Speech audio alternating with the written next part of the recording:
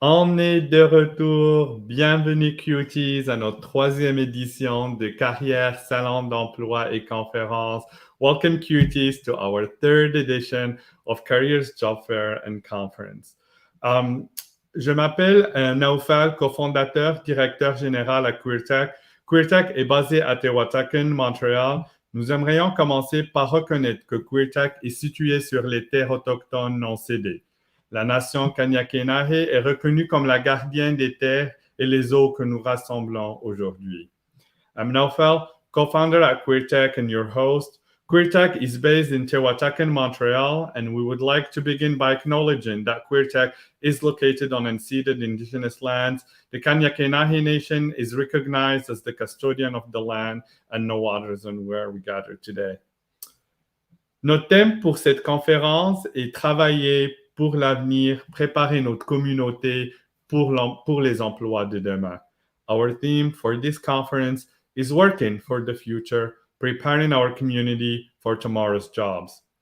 Change is constant. We know that even in days before the pandemic hit, we needed to upskill and reskill our population, but we didn't know how fast that change could happen.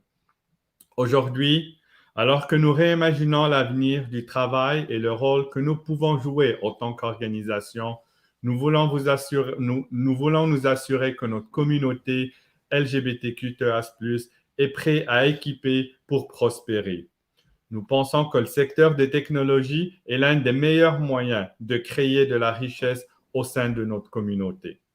Today, as we reimagine the future of work and what role we can play as an organization, we want to make sure that our community, LGBTQ2S+, is ready and equipped to thrive. We believe that the tech sector is one of the best ways to create wealth within our communities.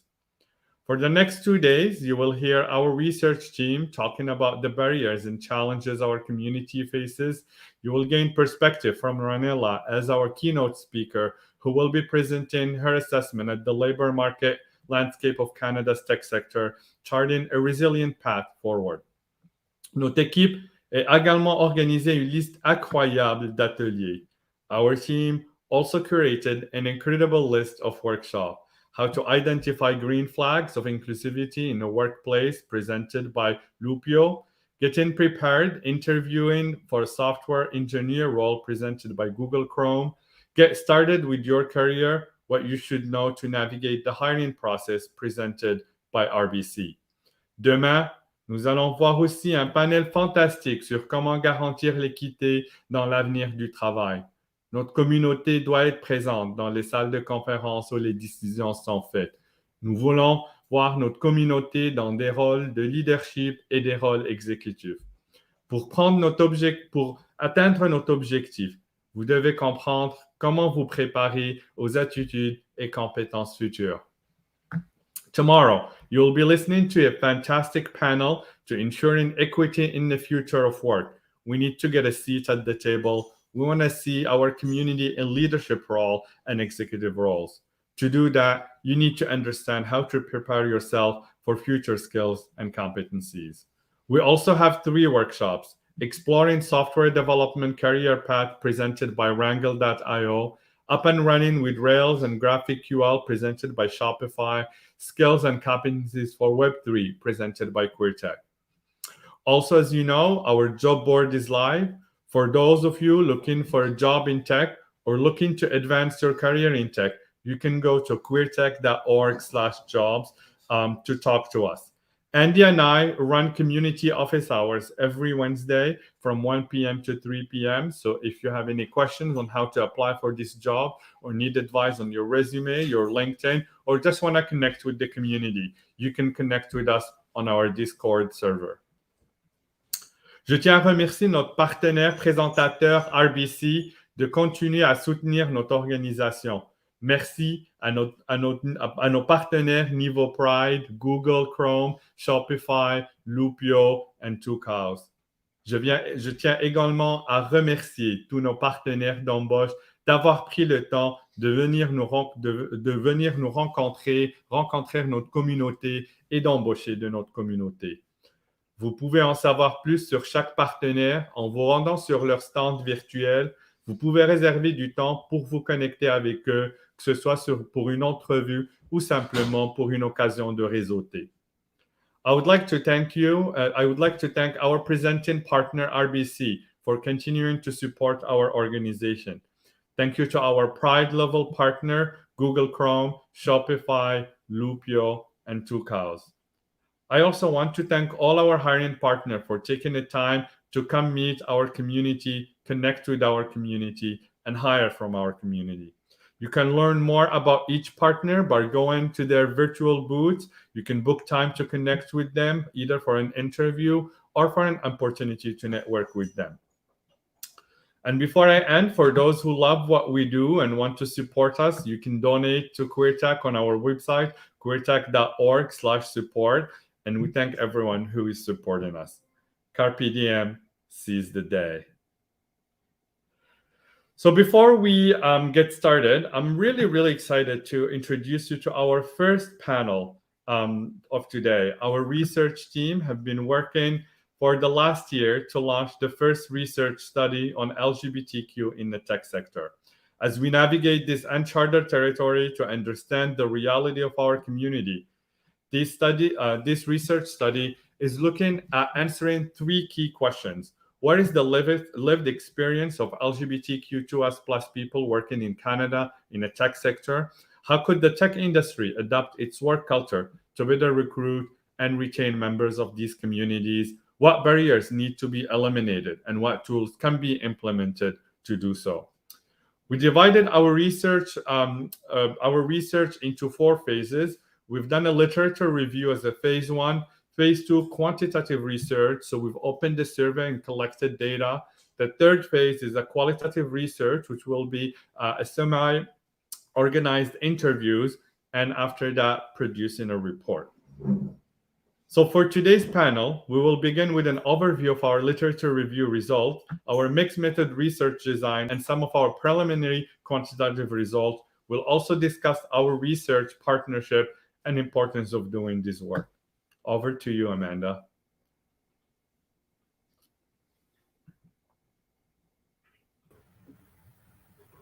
Merci beaucoup. Thank you all for joining us today. I'm so happy to be moderating today's session about the fascinating and really important research being conducted by QueerTech and our amazing partners at Concordia University and Université de Montréal. I'll now invite Catherine and Sam, our 2 research interns, to tell us a bit more about the research. We'll start off with Catherine. Can you get us started by talking about the rationale and research questions? And Sam, can you continue by outlining the phases of a research project once more? So yes, definitely. So as we know, LGBTQIA2S+ individuals face barriers and challenges in gaining and retaining employment in the tech industry, which leads to their significant underrepresentation. So research on this issue is sparse and incomplete. So QueerTech decided to answer some important and impactful questions. The 3 main research questions are: what is the lived experience of LGBTQIS2+ people working in Canadian's tech industry? The second question is: how could the tech industry adapt its work culture to better recruit and retain members of these communities? And the third and last question is: what barriers need to be eliminated and what tools can be implemented to do so? Thanks, Catherine. So in order to answer these questions, a 5-phase process was developed. I will go through all of the phases with you. So phase 1 was a thorough literature review to better understand these topics. Phase 2 is collecting data through a survey we developed. Phase 3 is beginning basic quantitative data analysis on the survey to inform the development of semi-structured interviews. Phase 4 is conducting these same interviews. And phase 5 will be analyzing the qualitative and quantitative data together and producing a report with recommendations for the tech industry. Right now, we are currently about to begin phase 4, and we're excited to be able to share some of our results so far. Fantastic. Great. Thank you, Sam and Catherine. I'll now ask our principal investigators, Dr. Ketra Schmidt and Dr. Robert Paul Juster, to tell us a bit more about why this research and this collaboration is so important. So, Rob, let's start off with you. What are some of your thoughts? Thanks, Amanda. So this kind of project is really a wonderful way for people in academia like myself and Ketra to really work with the community and to work with the industry. in order to share our knowledge, share our methods, and also learn from you what are some areas that need to be addressed in our research. So it's really a wonderful opportunity to work with extremely talented students and people in industry to really improve the living conditions and working conditions of LGBTQ plus people in the tech industry. Oh, for sure, for sure. And Ketra, can you tell us a bit more about this collaboration and why you felt it was so important to get involved with this research?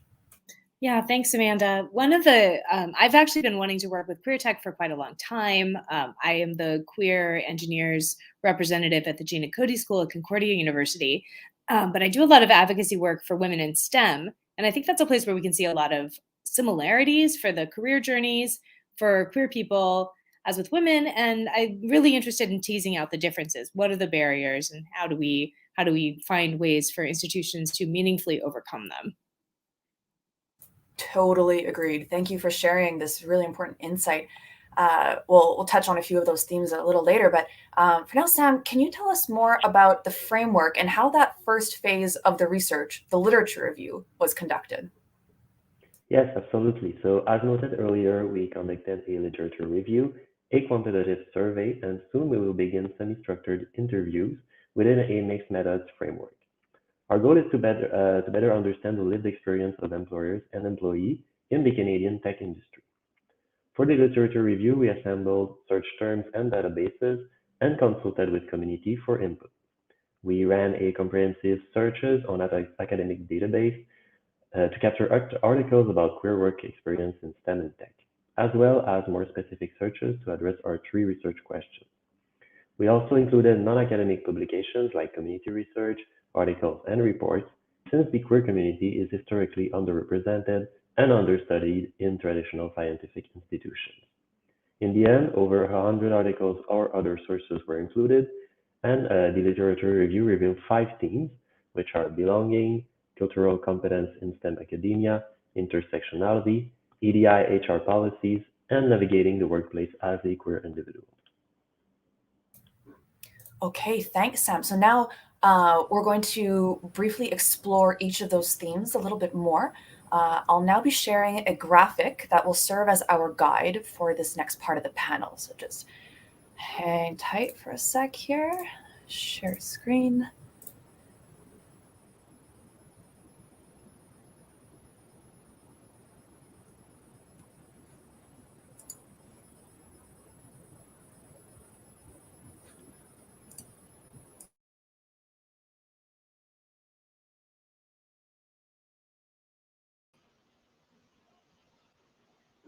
Hi, everyone.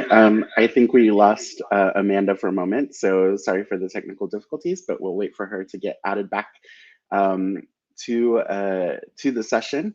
Again, thank you all for being here, and sorry to interrupt that session. We'll just wait for Amanda to get rejoined. In the meantime, perhaps Catherine and Sam, we'll pause here. I know that you are currently students working on this research project. Can you talk a little bit about what that experience has been like, and just give us a quick, brief overview of the experience to date? Sam, why don't we start with you? Yeah, absolutely. For me, it's a wonderful experience. I'm really happy to be working with an awesome team like we got, and I think the research we do is really important. Like myself as a gay man, I can relate to some of the experiences that can be experienced by LGBTQI2S plus people. So I think it's really important, and I'm really happy to be a part of it. Yeah, I have to follow what Sam says. It's been something absolutely amazing to be part of such a wonderful team. I've had learned a lot. It's a huge, there's clearly a big gap in the literature, and it's very humbling and very amazing to be part of filling up that literature and being part of it. So I'm very glad to be part of the team. And awesome. Go ahead, Ketra. Well, I'm just want to pick up from there, because I think it's so essential to have role models to see where you can go. to be able to see yourself in a number of places that you might want to end up. And just being a woman professor in engineering is a rare enough experience. And that's important for everybody to see, not just female engineering students. But queer professors is not something you see a lot of in engineering, of people who are out. So the act of being out, which is still a brave act, is really essential, right? And so for me, it's important to be as out as possible in my classroom so that students know this is a possibility, right? And I think I share maybe more of myself so people could see, oh, you could have a family. You could be out, be in the world, be a professor. These things can happen. Not that they are straightforward or easy, or that you will never meet any resistance, but there's a path. Right. And every time we do that and we take that action, we make more of that path. Yeah, absolutely. Awesome. I think Amanda is back in the studio, so we'll get her added to the screen and let you resume the panel. Thank you so much for that conversation. It's been such a pleasure working with everybody so far on this project. And it's been such a great experience to meet everybody. Just for knowledge sake of everybody in the audience, my name is Andy Saldana. I'm the CEO and co-founder of QueerTech. So again, thank you all for being here. I'm going to turn it back over to Amanda to take over for the rest of the panel. Yes, thank you. It would not be a tech conference if there weren't at least one tech issue. So really sorry about that, everyone. I will try to share the screen once more so that we can see this model.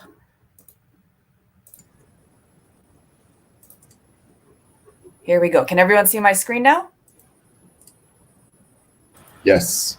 Excellent, excellent. So let's get started here.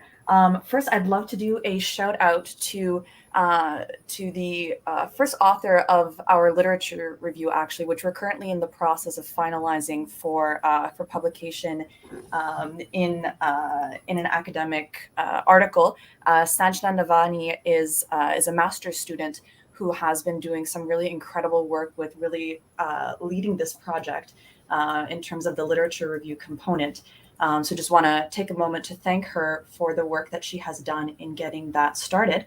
And now, Catherine, I'll invite you to speak more about the model that Sanjna helped to develop based on the literature review, which is presented here. So Catherine, could you begin by speaking to the 4 points in the different corners there? Yeah, of course. So the first theme is belonging, or its lack thereof. So the following sub-themes were identified as essential. I'm sorry to cut you guys, but the slides are not moving. Oh, are you able to see the model? No, all we see is the first slide. There we go. We see the model. But, yeah, okay. It's sort of in thumbnail format. I don't know if there's a way to maybe make it a full presentation view. There we go. No, sorry, that's not right. Like this? No.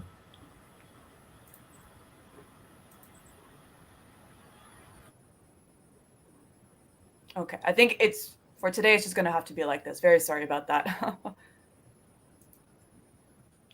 All right, so we're at belonging, and belonging is the first theme, or its lack thereof. So there's a couple of sub-themes that are essential for queer people to see tech as a field that is viable for them. So these sub-themes include the importance of community, queer resources and groups, mentorship, networking opportunities, visibility, and representation. The next theme is intersectionality, which is a theme that needs increased attention in the research field. And there has been some focus in research on how important it is to understand and alleviate burden faced by queer folks, especially those who are part from multiple oppressed groups, such as trans and gender nonconforming, BIPOC, and people with disabilities. Further research has also observed that wage gaps were driven by these diverse identities. So for the next theme, it's cultural competence in STEM, or more specifically, the culture in these spaces and how queer identities were understood and played out in them. So some results show that, for example, STEM and tech spaces tend to be highly dominated by certain demographics, which can create a culture that is alienating for queer workers. Also, workplace experiences in the educational setting, so for example, like universities, can also shape queer people's future experiences and motivation in these industries. So for this reason, they should be more welcoming and supportive to the community. So for the fourth and last theme, it addresses equity, diversity, and inclusion, and human resources policies. Queer people's perception of these policies is often important to workplaces they choose and their retention in the field. Okay, thank you, Catherine. Now, Sam, can you tell us more about that theme in the center? Yes, so as you can see in the center, it's the core of the review and the fifth and final theme of navigating queer identities in the STEM workplace. Our sources showed that queer people took actions to modulate their presentation in the workspace with diverse strategies, ranging from covering their sexuality to being out and proud. Although disclosure has many benefits for queer employees like more acceptance and less stress, a large proportion of the queer workforce remains closeted. Regarding that, supportive allies in the workplace can help make more welcoming spaces that encourage openness. Okay, great, thank you. And now these 5 themes that emerged, they were specifically in response to the literature review and therefore based on research that was already done. This is not based on the quantitative and qualitative research that QueerTech is currently conducting. But Sam, can you briefly describe from the QueerTech research that has been taking place so far, just give us a little bit more information about the survey respondents and some of the information that is coming in so far? Yes, exactly. Like you said, this literature review was the base for a quantitative survey, which had a final sample of 254 responses. Among those responses, the mean age was 26, ranging from 19 years old to 65 years old. And we're really happy to see that a broad range of sex, gender, professional, ethnic, and religious identities are represented among the survey participants. The survey itself is divided into thematic areas that include burnout, resilience, we got some questions regarding COVID, workplace experiences, as well as acquiring employment. Amanda, may you please share our different graphs for our preliminary stats? If you can. Oh, yeah, it's already there. Yes. So we can look at the distribution for the demographics. So initially, we wanted responses only from workers in Canada, but we're happy to see that we got responses from all around the world. So you can see we got some people from the United States, as well as some places in Europe. But for Canada itself, the distribution is mainly people from Quebec that have answered the survey and Ontario. But as you can see, we got people from British Columbia, Manitoba, Nova Scotia, as well as Saskatchewan. After that, we looked at the age distribution. So this is just a showing of what I said earlier. So you can see age from 19 years old to 65 years old. And the majority of participants were around 29 years old. If we look now at the sex and gender identity, a really nice diversity there too, with a lot of people identifying as non-binary or transgender there. So it will be really interesting to analyze all of that. If we go now to the sexual orientation, once again, we were really happy to see that we got a lot of different sexual orientation, like lesbian, gay, bisexual, pansexual, asexual. This is something that is not always the case in research, and so it will make us a lot of materials to analyze at the end. And in this case, some people wrote other also, and we got 3 people that identified as demisexual, 1 dyke, and 1 said ally, and I'm on a journey to learn and grow to be a better ally for all my students. So it was a cute response that we included there. Great, thank you so much for that. So pretty exciting and encouraging responses, especially to see some of the diversity and different groups that are being represented and different life experiences that are being represented as well. Catherine, given your role at Concordia, as well as both some of your personal and professional experience, can you tell us a bit more about why this representation is so important for this sort of research especially? Yeah, so I touched on this a little bit earlier, but what I really want to highlight that I think is important about what we're doing is looking at what the barriers are and helping organizations look at what are the internal processes, right? Because often people, for women in engineering, for example, like to use something called the pipeline metaphor that sort of makes it sort of mechanistic and inevitable, that these are just how things might unroll, and we need to maybe increase our flow through the pipeline, but we don't really have to look at ourselves and our cultural practices. So what I find really important about what we're doing is looking across these sort of four outlined teams that Catherine was covering. I think it's really important as organizations are starting to really realize the value in a lot of kinds of diversity and how that can strengthen their organizations. For sure. And Ketcher, your comments really anchor and emphasize why this sort of work is so important. I wonder, Rob, can you share some additional insight that you may have, for example, specific to the survey, why this representation and survey and this representation and diversity in responses is so important? But also, if you want to reflect a little bit more broadly, that's totally welcome as well. What's some of the insight that you have to share about the representation? So Alfred Kinsey was actually someone who said, you can't manage what you don't measure.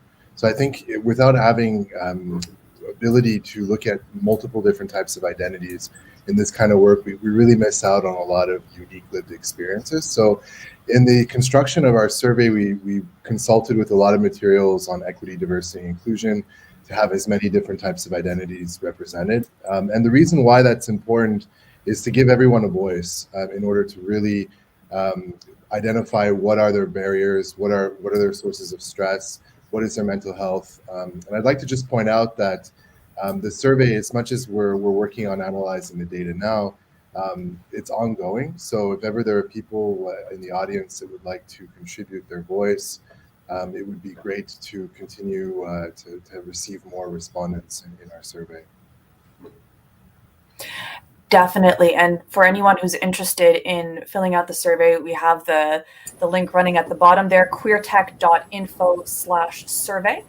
And the next part of our research following the survey is semi-structured interviews, which we're starting to embark on now. Catherine, can you tell us more about how these questions that are designed for the interviews, how it was that they were designed, and what is the approach that was taken? Why it's important to be asking those sorts of questions as well? Yeah, so the way the qualitative questions were designed came from this idea to better capture all possible lived experiences of the LGBTQI2S+ community within the tech industry. So the current data on this community, as we mentioned a couple of times during this presentation, is scarce and poorly understood in academic spaces. So then we decided to design a semi-structured qualitative interview that build upon themes from the quantitative survey. So we are planning to conduct 30 interviews, 15 interviews with employers and another 15 with employees, with people who have already completed the survey. The interviews specifically look at themes of employment, recruitment, job application, onboarding, employment experience, burnout, workload, well-being, environment, and policies.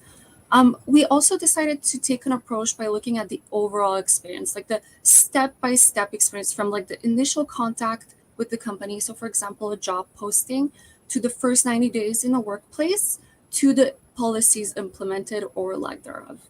The goal is to look at the different aspects of an organization from an intersectional perspective.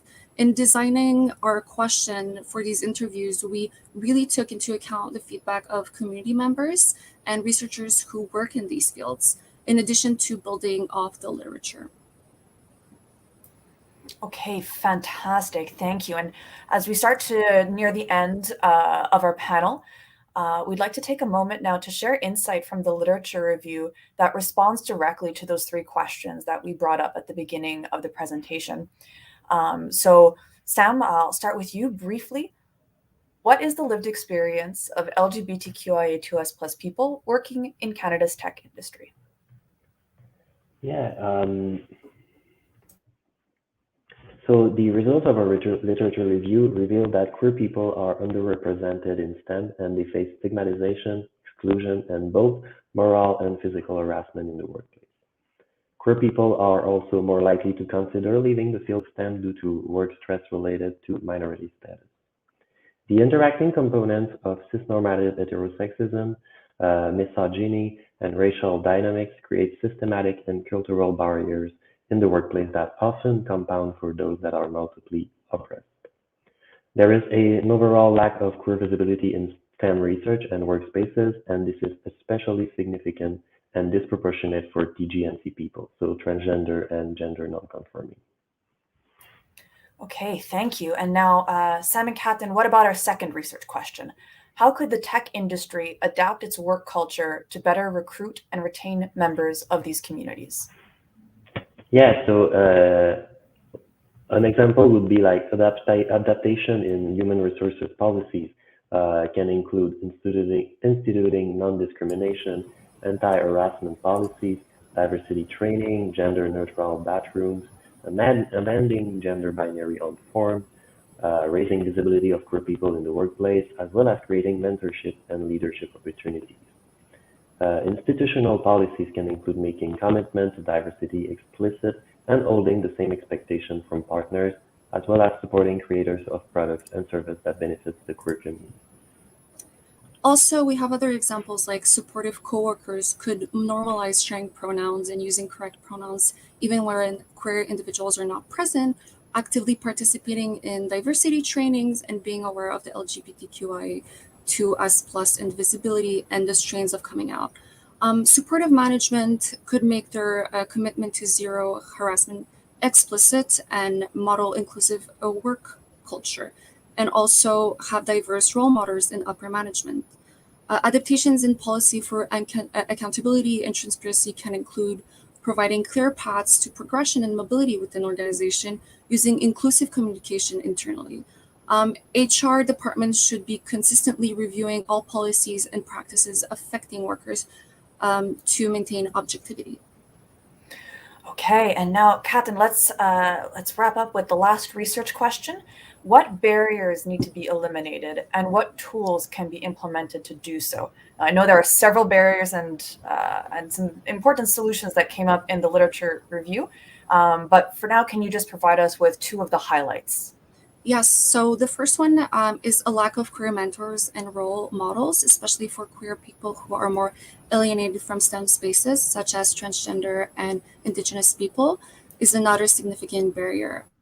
Possible solutions include leadership opportunities for queer people, supporting diverse role models, increasing visibility of queer issues, reducing pressure to separate professional and personal lives in STEM culture to foster disclosure.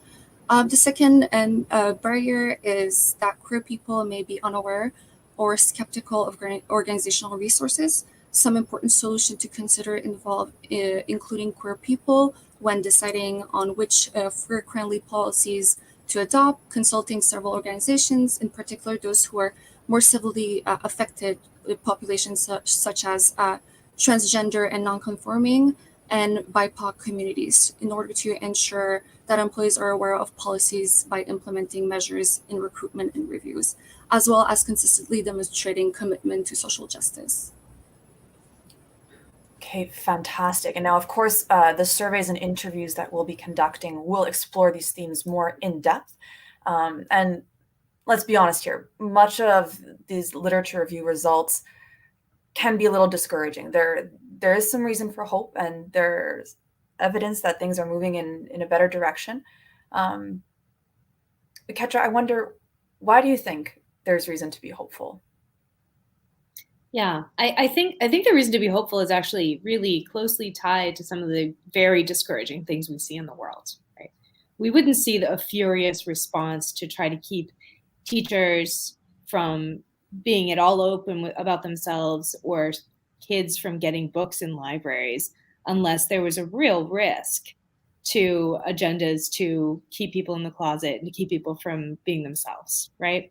And that's tied, just as Sam mentioned, to all kinds of other issues about race, about misogyny.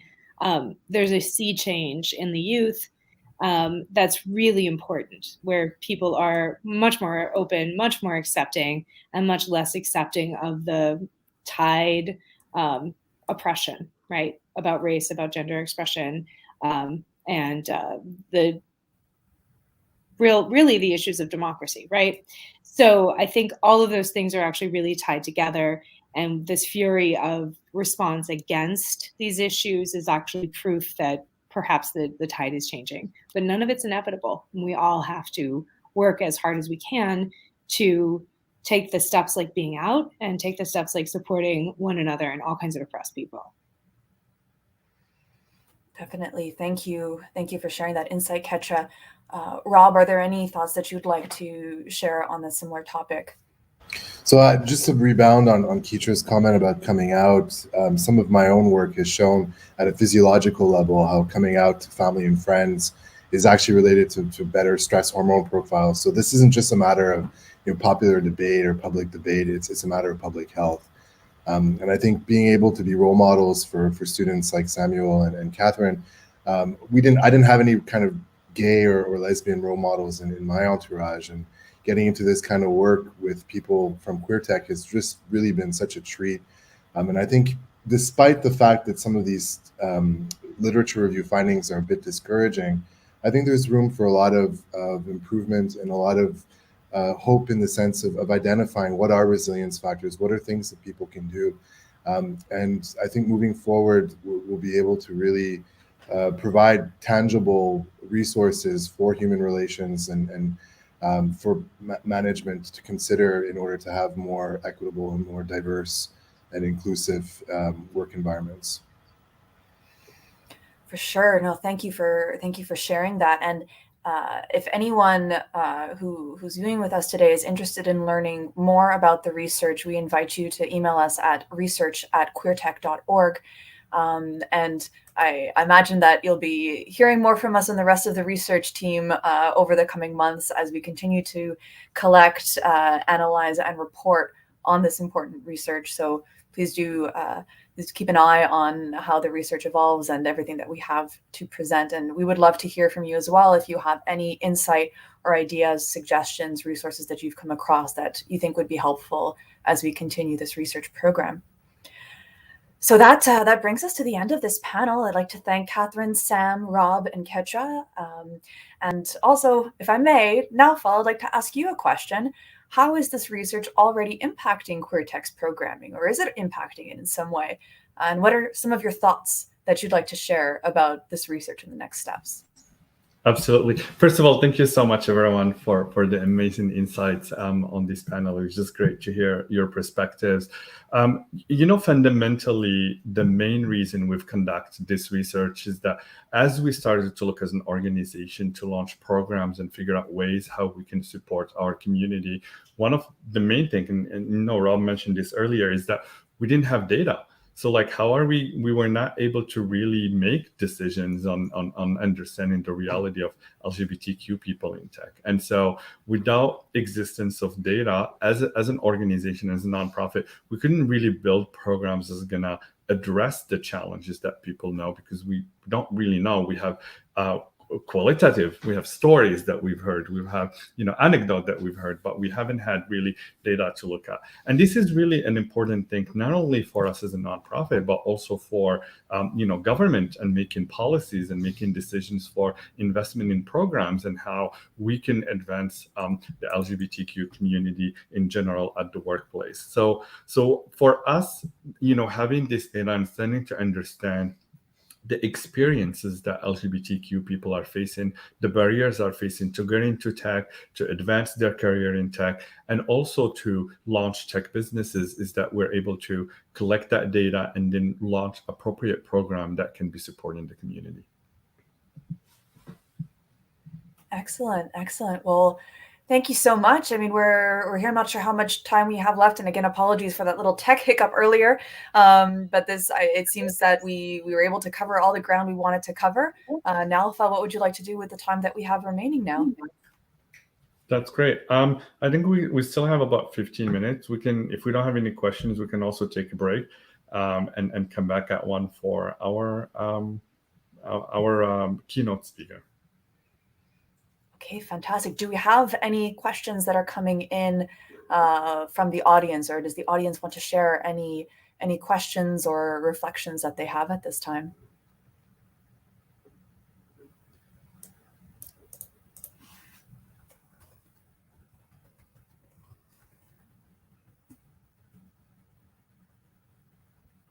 Okay, we'll just wait. If there's anyone who wants to share some questions, we'll hang tight for a couple minutes. But as we wait for any questions that may come in again, oh, I'm getting here a question to share the diagram. So hopefully I won't get disconnected again. Thank you all again for your patience. Let's try sharing that graphic.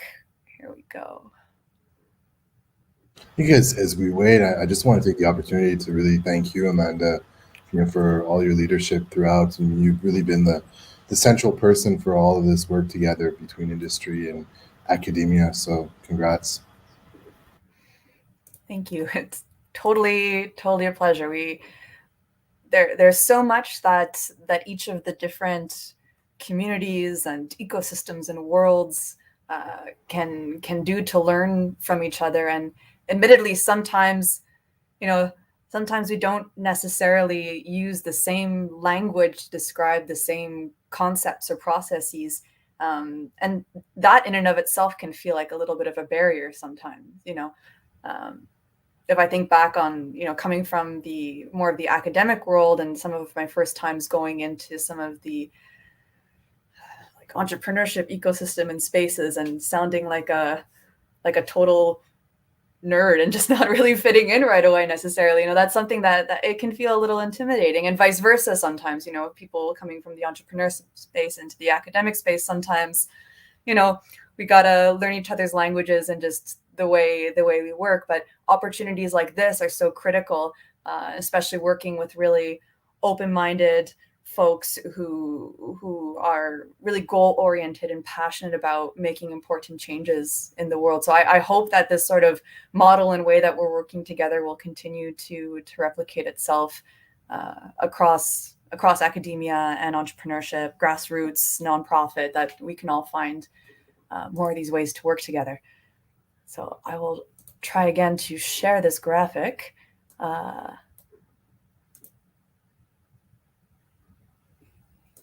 Okay.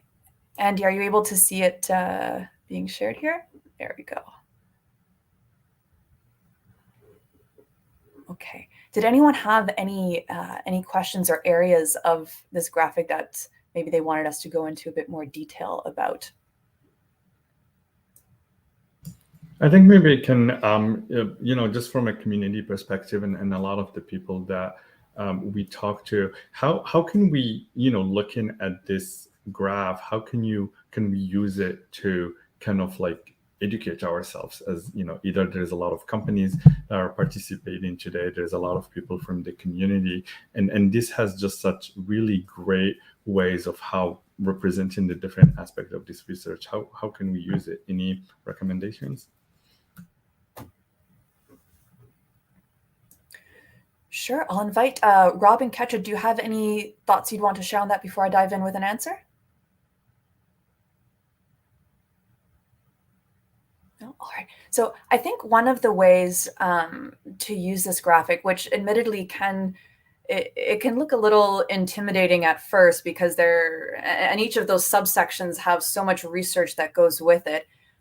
One way that I would recommend using this as a guide is reflecting on your own workplace experiences, either your own personal experiences or what you may be observing in the workplace, and then kind of explore further each of those themes to see what others have done that has been working and hasn't been working, and what are some of the reasons why certain things work and don't work. So just because there's a research study out there that says in a given environment doing X worked really well for increasing visibility in the workplace, doesn't necessarily mean that it's going to translate exactly cookie cutter that way in your own work environment or in your own personal experiences.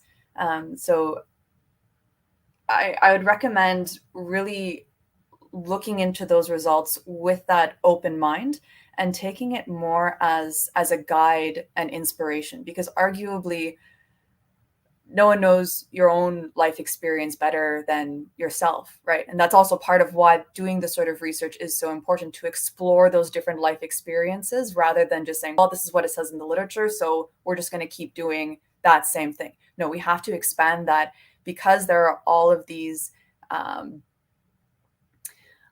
challenges traditionally in academic research on who even had access to participating in a very open and honest way, so that their life stories and their data can be integrated. So this model is a bit of that snapshot of where things are at now, what has traditionally been done.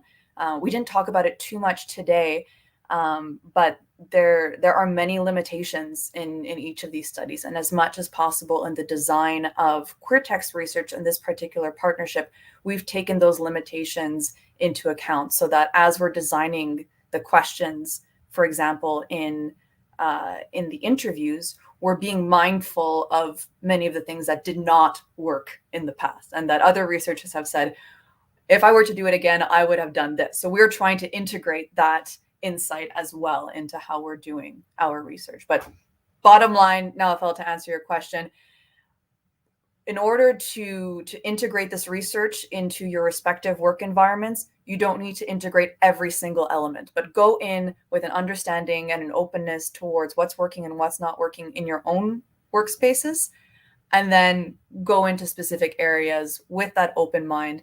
But it's also good, of course, to get the bigger overview picture, because there are so many things we don't know. And sometimes by exploring this sort of research, suddenly we get that insight, and it's a missing puzzle piece and unlocks something. But it's important to talk about it. Yeah, and if I can, sorry, Naoufel, but if I can just rebound on what Amanda said, and Catherine said it earlier, but I think it's really important to, like, if you decide to integrate something, it needs to be like revisited, and you need to look at it, and if there are changes that needs to be made, like, you just don't integrate it and leave it there. It's important to be proactive and relook at it, and, like, for example, the EDI and HR policies, this is really important, so I just wanted to add that.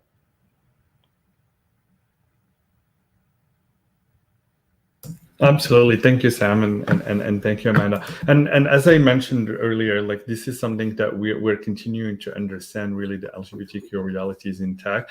And, we'll be publishing also the literature review. There is a summary report that we produced as an organization. So this is something that we'll be sharing with the community next week, and people can dive in a little bit to look at that graph and also some of the work that other academics have done. Thank you so much, everyone, for this amazing panel and for connecting with us and sharing your perspective. And definitely excited to see also that we'll be doing our final presentation of the report at the November event that QueerTech is hosting on November 10 and 11. So we'll be excited to have you again back then, and see how the results pan out. Fantastic. Thank you so much for this opportunity to be working with QueerTech, Université de Montréal, Concordia University.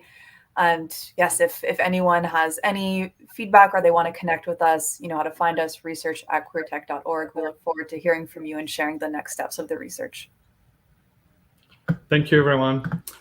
So our next keynote speaker is Ranilla Billy Orchin. And Ranilla is an economist at RBC, and she will be giving you an assessment of the labor market landscape of Canada's tech sector, charting a resilient path forward. Ranilla Billy Orchin joined the RBC Economist and Thought Leadership team in 2017. She works primarily on issues related to macroeconomics outlook for Canada and the US. Her insights on economic data and policy development provide valuable insights to clients, stakeholders, and colleagues, and often feature in the media. Ranilla is also a key player in delivering thought-provoking novel insights relating to economic inclusion and for marginalized Canadians. Prior to joining RBC, she worked at another financial institution in financial modeling capacity.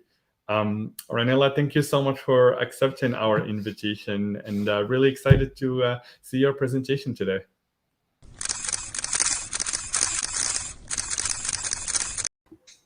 Thanks so much for having me. It's my pleasure to be here, and thanks very much for that very nice introduction. Wonderful, thank you. So I'll pass it to you over and you can get started with the presentation. Awesome. So I would like to start by giving you guys a lay of the land. So effectively, let's start by thinking big picture.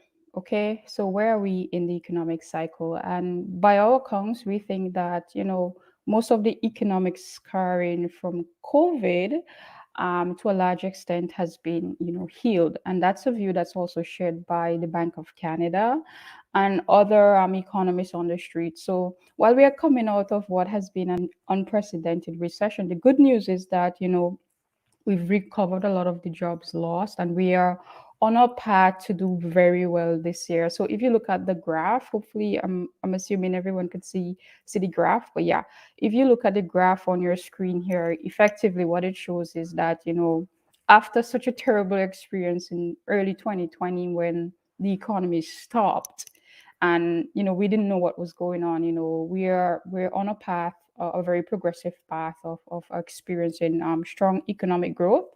Mind you, there are headwinds, there are a lot of uncertainty, particularly on the geopolitical side. But suffice to say, we think that we're still in a good place in Canada and to expect strong growth in the coming months. Now, that's a good segue to talk about jobs. One of the dividends of a strong economy is, strong jobs growth. We saw that last month when the Canadian economy added over 300,000 jobs, and that's one of the give and takes of a start-stop economy where like places like restaurants and the food sector were forced to close down in Ontario and Quebec, and then when it reopens we get a lot of jobs. But as we think about the tech sector and as we think about the future of job, I'm happy to say that Statistics Canada, or the ESTC rather, they are expecting that the future looks very lucrative for the tech sector, particularly with respect to the future of job openings. So if we look at their projections for the next 6 years, they're thinking there should be well over 200,000 job openings in that sector, and that's a good news because it means for those who are trying to get into the space, you're in a better bargaining position, as well as those who are already in this space, but maybe you're looking to climb the corporate ladder. It gives you a lot of leverage as you think forward. And something to bear in mind is that even now in 2022, we are at a state where employers across the board, they're reporting high levels of vacancies. So effectively, think of it this way. In Q4 of 2021, there were over 900,000 vacant jobs in Canada. So employers are wrestling to find talent, and it's a good news for you if you're looking for a job or if you're looking to start a contracting role within the tech space, because it suggests to us that it's going to be a good bargaining chip as you think of negotiating salaries and wages. And also, as we think ahead, we know that there are opportunities for strong growth. So the graph that I'm showing on this slide, what it shows is that effectively computer science design industries are actually projected to have the strongest employment growth in the coming years. So put that into context. The healthcare sector, it outperforms the healthcare sector. And we know Canada, healthcare is a big thing. We know we have an aging population. So if a lot of tech-related jobs are outperforming an industry as large as the healthcare space, then it should tell you how lucrative the space is, right? And something else that we should also bear in mind is that these numbers were coined before the COVID pandemic, which means that we would have to do some reevaluation of these numbers, and that's good news. So if we move to the next slide, what I would want you to really start thinking about and start looking at is really where are we now, and think about where are we going to. So if we look at the large tectonic shifts that are happening in the Canadian economy, one of the things that we know for a fact, all of us know for a fact, is that the COVID pandemic accelerated a lot of digital trends. A lot of us are comfortable buying online and shop and pick up in store, or just buying remotely. Customers in aggregate actually embrace enjoyed having a digital experience because not just for fair and safety, but even when stores reopened, we saw that preference for online shopping actually stayed elevated in some of these sectors. And that's actually a good news, because one of the things that we saw was that businesses actually committed to improving their digital infrastructure, because if more of your clients are moving online, if more of your business are actually transitioning online, then it stands to reason that you need to really upgrade your strategy, at least particularly relating to the digital infrastructure. And what that means for tech workers and for tech business, it means that business is actually going to keep growing. It means that even when the pandemic ends, and even when we transition back to a more normal path, a lot of these customer preferences are likely to stay with us, and it means that the need for tech skills and digital skills would actually outlast the pandemic, and that's a good problem to have. Certainly, I think now is the best time than ever to actually be in that space, and certainly it's something that workers could capitalize on. Know that they know this knowledge base. Another thing that we see affecting the space is really climate transition goals. So I'm not sure if you follow a lot of the media coverage, but the government and business leaders as well have taken steps and they're making a concerted effort towards mapping out what the path towards in transition to a net zero economy. And one of the things that would require is that it's going to require a lot of businesses to unlearn the way they do things and to relearn things. And in so doing, a lot of businesses would now be required to boost their technological infrastructure. And certainly that's going to be a positive for people within the tech sector. And that's something that we wanted to really highlight. These macro trends are actually going to make this sector even more ripe with opportunities. So what does that mean for you? So let's take the conversation away from the ivory tower where we talk about the big actors and the macro view, and let's talk about the workers. If we look at the economic or the educational scorecard of members of the LGBTQ plus community, we know for a fact that they are actually very highly skilled. So if you look at the graph here that I'm showing, you could see that there are actually people within the community. So generally people who are lesbian or gay, over 40% of them are actually likely to be degree holders, and that's actually a beautiful thing, because when you think of the fact that 1 in 10 of LGBTQ post-secondary students actually reported experiencing discrimination, it suggests that getting there is not an easy thing, but many of them push through, and a lot of them have degrees to show for it. So we have a situation where we have a lot of job openings coming on stream. We have major macro shifts in the economy that's going to create even more jobs. And we have, on the other side of the coin, we have highly talented individuals who are skilled at whether it's getting a university degree or trades. So where does that land us? And I think that's a good segue into the next slide. The disappointing fact that we see in the space is that many within the community actually earn low wages. So if you look at the blue line, effectively the way to read this graph is that if you have a higher number in the first quintile of the income scale, it means that you have a larger share of workers who are low income earners. So how do we reconcile that fact? Like, how do we square this issue? We have people who are highly skilled, highly educated, but yet we have a lot of low wage workers, and that's a problem that's really telling. And the funny thing is that it's not a news for you, because you who are in this space, you actually know exactly what we're talking about. You know the challenges that often face when you try to break into an industry, let alone the tech sector. You know the hurdles and the difficulties that's often involved, whether it's a case where there might be frictions in terms of getting jobs, or there might just be clear out bias.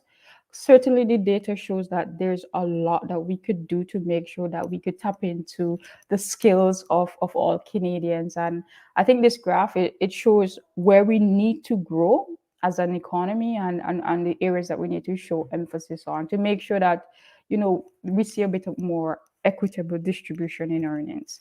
So how do we get there? How do we get from where we are to where we need to be? Because if you look around, we're in an environment where cost of living is rising. We're in an environment where if you go to the grocery stores, things are expensive. If you try to buy a car, things are even more expensive. And as many of you may be aware, we know that the Bank of Canada, which is the monetary authority that regulates interest rates, the Bank of Canada is actually slated to raise rates, which means the cost of borrowing, the cost of debt is going to increase.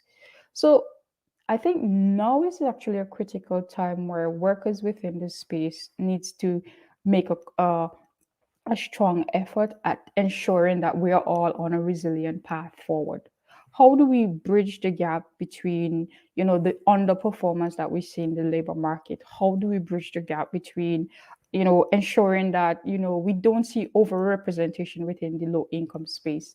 And there are a few ways to get there. And this by no means is an exhaustive list. These are the areas that I personally am able to look at by virtue of looking at the data.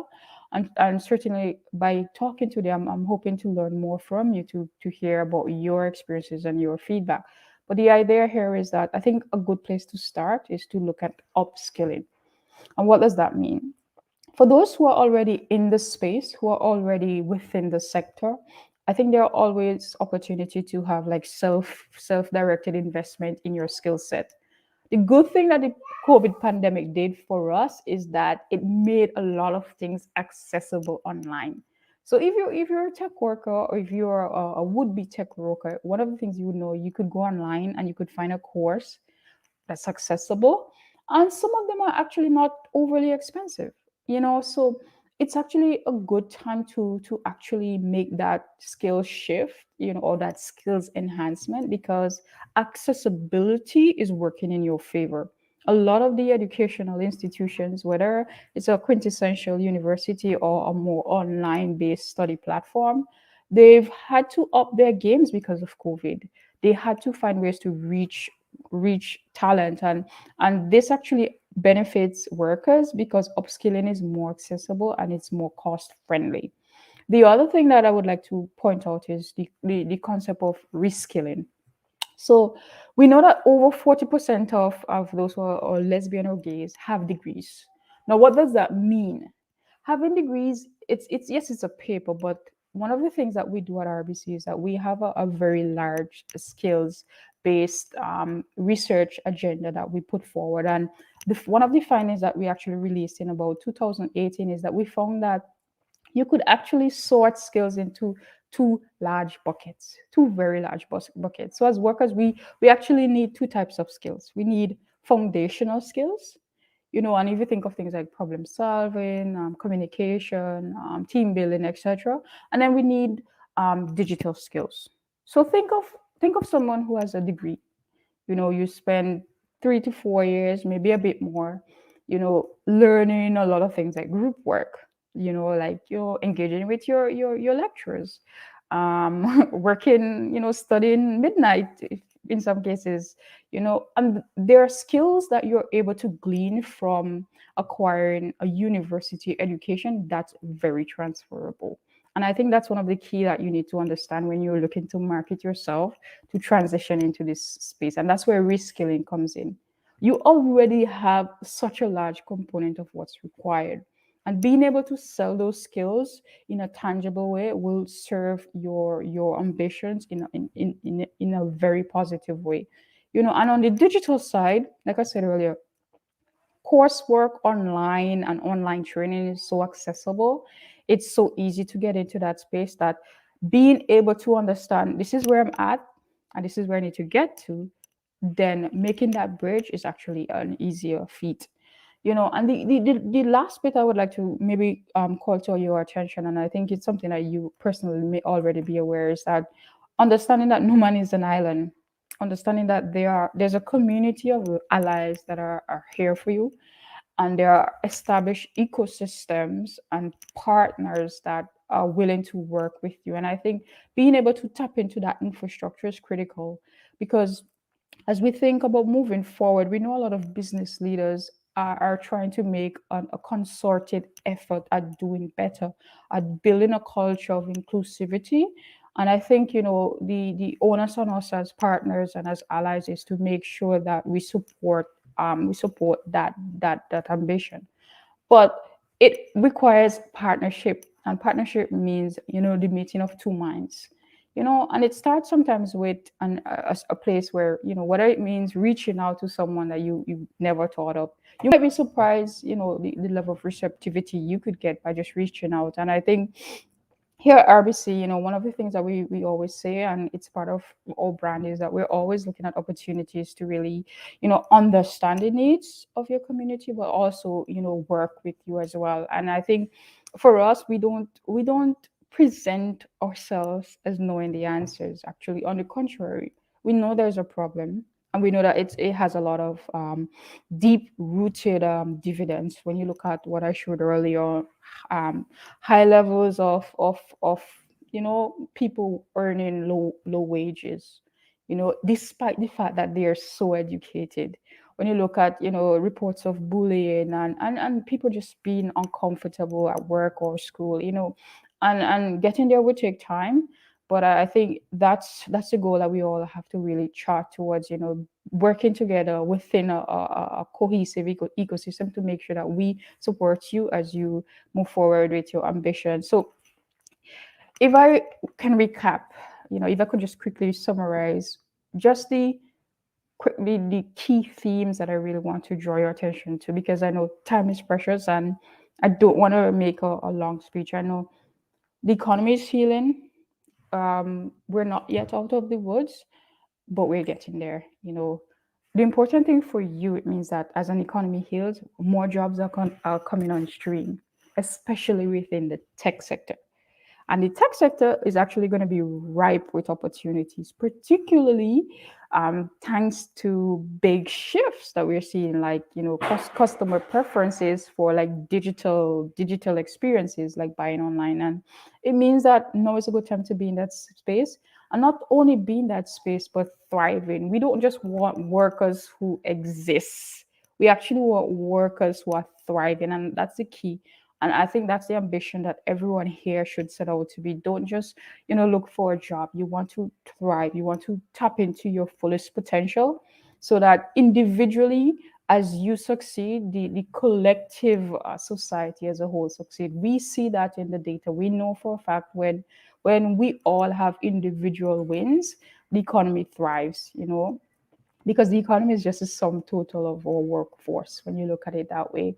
And that's why it's the onus is on workers to ensure that they don't look at your career or your degree in a very rigid space. I think you have to open your idea to have a fluid definition of what skills training looks like, whether it's upskilling, reskilling. Be open to thinking about things outside the box. Some employers are moving into that space. It may take time, but certainly we're all going to have to move into there eventually, considering the fact that there's so much job shortages. And on that note, I'll pause there to see if there's any question.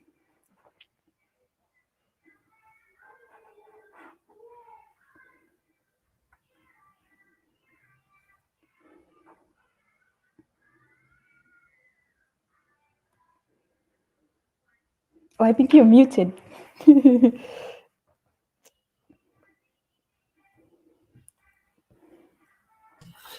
It was really great to kind of see the statistics and have that mark of view of what's happening in the economy.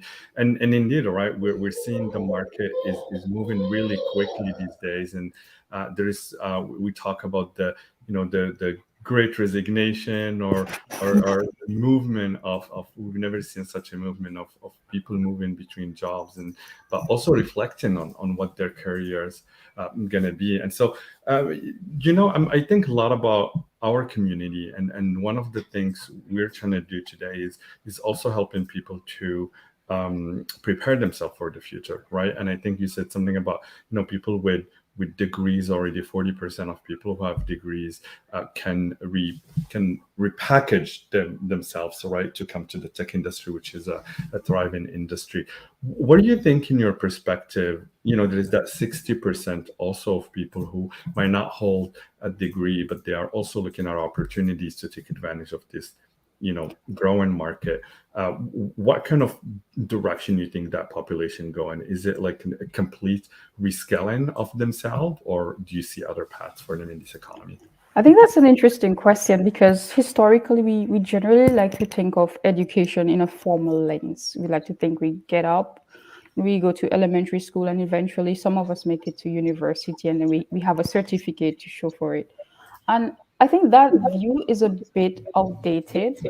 And the reason being is that we have to understand that there is formal education and then there is informal education. There are foundational skills that you could actually learn by, for example, working at McDonald's, team building, communication. In fact, I would say if you have a sales job at like a restaurant, you could actually market that so well, because being able to work with clients, being able to communicate, being able to problem solve or troubleshoot is actually one of the key skills that you're actually going to need. And I think it's really how you package and repurpose those skills.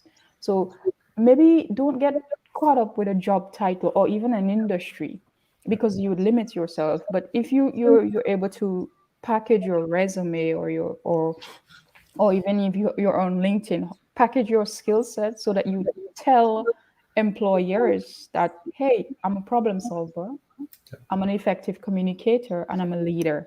These are things that are very transferable, and I think that's really where you have to play your points.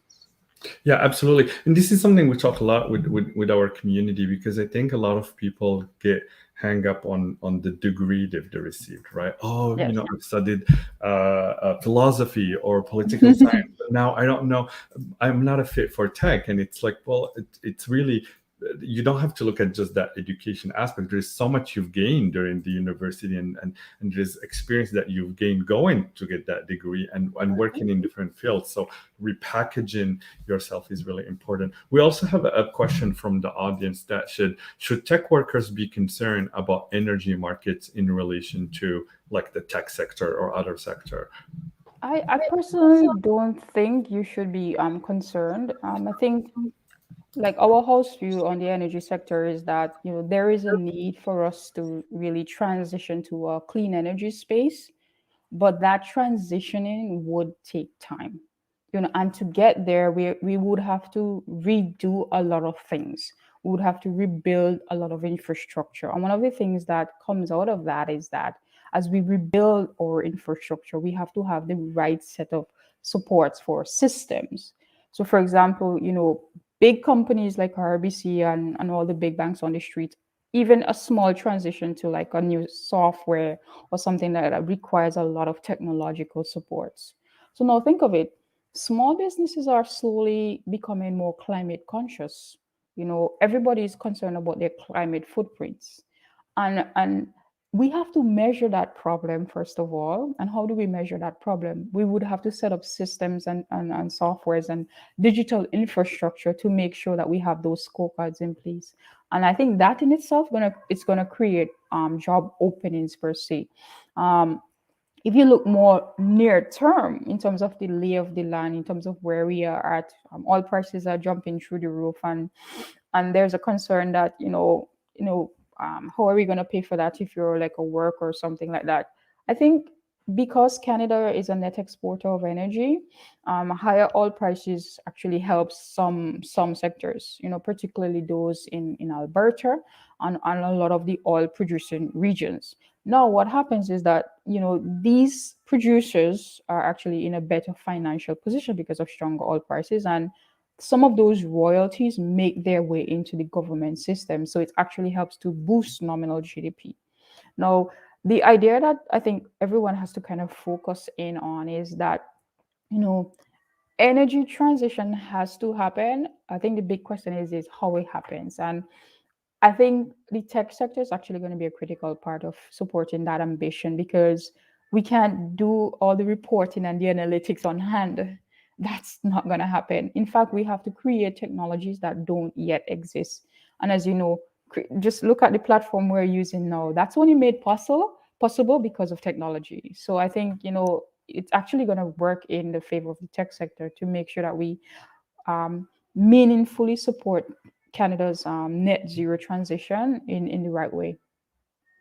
Absolutely. And you know, it's interesting, as an organization, we focus a lot on thinking about how we can support the community to get into tech, advance their career, but also fostering entrepreneurship is really key. And you know, we believe as an organization, in order to create wealth within our community, entrepreneurship is the path to do, and launching tech businesses. And I think with any communities, underrepresented communities, I think entrepreneurship is key. So you know, for us kind of moving forward, you know, there is a lot of investment from the government, from other organizations around entrepreneurship. But how do we see that impacting the job market, and what do you see kind of on the next, you know, 5 to 10 years, that shift? Are we going to see more people becoming entrepreneurs because as they leave, they're launching businesses, or where do you think is going to be? So I think for Canada, we haven't seen an immediate shift towards walking away, at least not in the data. Self-employed workers, like, you know, that's still not doing great. You know, so basically people who are like a contractor or working for themselves, or they're established a company. I think what we have to really focus on is that we know for a fact, organically, businesses generally gets created by virtue of interest, by virtue of, you know, troubleshooting a problem. Maybe you might be working in a company and then you realize there's a novel way of doing things, and that's able to create value, and you're able to transition within the business landscape. Now, something to bear in mind, you might be one worker leaving a job and creating a business, but by virtue of creating a business, the data shows that a single business, a small business, typically hires between 8 to 10 employees. So what that means is that even if there's an initial attrition of workers, you're actually going to create more jobs. And we actually encourage that within the space. We encourage people to be entrepreneurial minded, because we know ultimately, fundamentally, it's going to really help the Canadian economy in the future, because we lost one worker, but we created net new 8+ jobs. And I think that's really a strong thing that we need going forward, because business growth and business development, especially small business, is actually key towards supporting local economies and creating jobs. And it's something that we encourage. Yeah, absolutely. I think creating new companies can only be good for the economy. It's a good sign, probably, for a good economy. Another thing we're seeing from a lot of our, you know, partner companies and companies is everyone is growing, right? It's a great sign. And with growth comes this, you know, hiring. We need a lot of people to come in the market. And one of the worry today is, like, if we are not able to fill in all these positions, that can impact the growth and on the short term. So what are some of the kind of solutions we need to think of from an economic perspective on how to tackle this issue of employment on the short term?